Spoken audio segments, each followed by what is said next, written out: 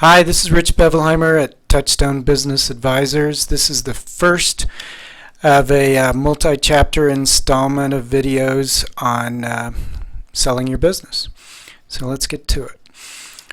The first question that you've got to ask yourself, and that we will talk to you about when we meet with you, is your business sellable? And yeah, I know sellable is probably not a word, but it is where I come from. So the first couple of keys to your business being sellable is your business profitable, and is your business transferable? We're going to go into transferability more in Chapter 2. I will touch on it here in Chapter 1, but let's get back to profitability.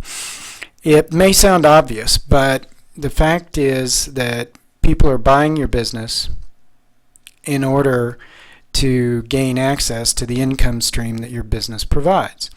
So if your business isn't profitable, I'm never going to say you can't sell it, but that's a different story for a different day.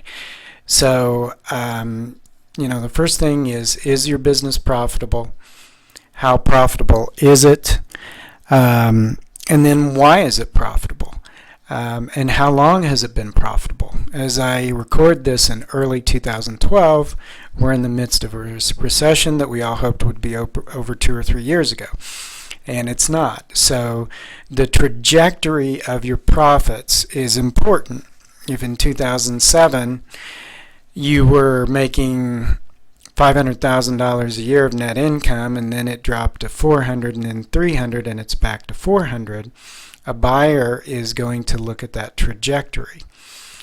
You're going to look at what it did 4 years ago or what it did in its best year, but a buyer is going to average out that profitability.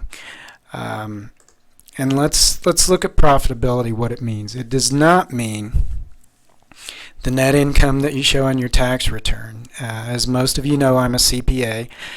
I've been doing this a long time, and all small business owners, including myself, try to minimize the amount of net income that we show on our tax return so that we don't owe Uncle Sam any more than we absolutely have to.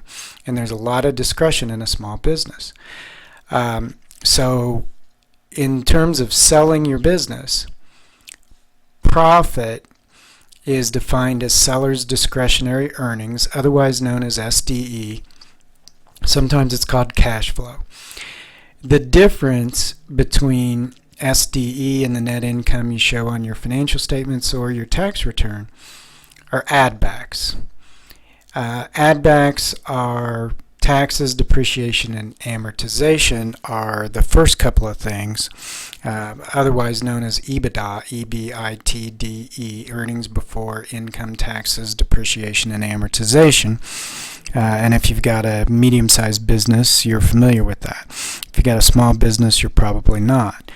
But in addition, there are other add-backs that small business owners have. Maybe you write your car off on the company, which is perfectly acceptable, but the new buyer may have a 10-year-old Buick, and you may be writing off the lease payments on your brand new 700 series BMW or Mercedes or whatever it is.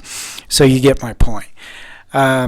You may be writing off your club memberships, your dues for your country club, your tennis club, various memberships.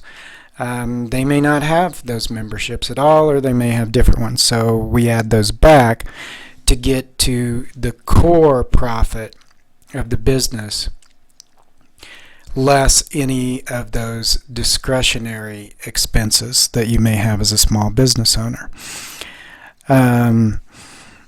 So that's the biggest thing that you got to keep in mind, because a buyer and also Touchstone Business Advisors, as we analyze and give an opinion of value on your business, we're going to apply a multiple just like a buyer will. And that multiple is going to be based on discretionary earnings, not on net income that you show on your taxes.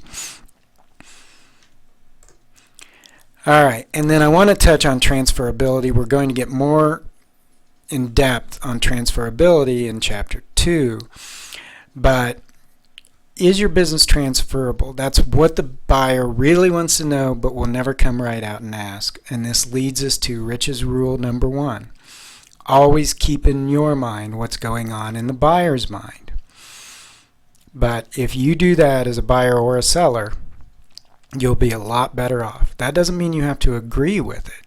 It means you have to try to understand their position, and and then we negotiate on that. But transferability has to do with assuring the buyer that they can do at least as much and possibly more than you've been able to do with your business. Other things that we will talk to you about when we meet with you: marketing, screening and managing buyers, negotiating price and terms, financing, buyer due diligence, buyer or opening escrow, and managing the closing process. These are all steps in the business sale process. And I want to touch on price and terms. Terms are just as important as price.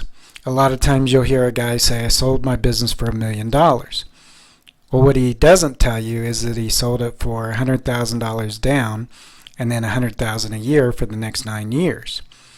So terms are just as important as price. I can sell your business for $1 million next week if you let me sell it for $1 a week for the next 1 million weeks. So terms are as important as price. Don't get stuck on price. All right. Be sure to watch the other videos in this chapter. In the next chapters coming up. They'll be on YouTube. Contact me. There's my phone number, 303-917-4146. There's my email right here. Here's our website. You can see what other businesses we've got available, but we'd love to chat with you. No hassle, no pressure, etc., etc. Thanks so much for listening. This is Rich Bevelhimer at Touchstone Business Advisors. Thank you.